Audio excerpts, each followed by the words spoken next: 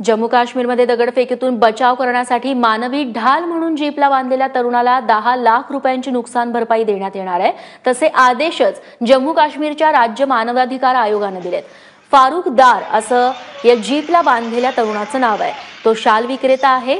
2 महिन्यांपूर्वी जम्मू काश्मीरमध्ये जीपच्या समोर एका काश्मीरी तरुणाला बांधल्याचा व्हिडिओ व्हायरल झालेला होता।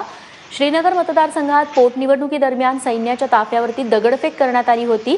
या दगडफेकीपासून बचाव करण्यासाठी जवानांनी लष्करी जीपच्या पुढच्या भागावरती या एका युवकाला बांधलं। मेजर नितीन गोगोई यांनी तरुणाला जीपला बांधण्याचा निर्णय घेतला होता। गोगोई यांना घुसखोरी प्रतिबंधक कारवाईच्या प्रयत्नांसाठी लष्करानं प्रशस्ती पत्रानं देखील सन्मानित केलेलं होतं।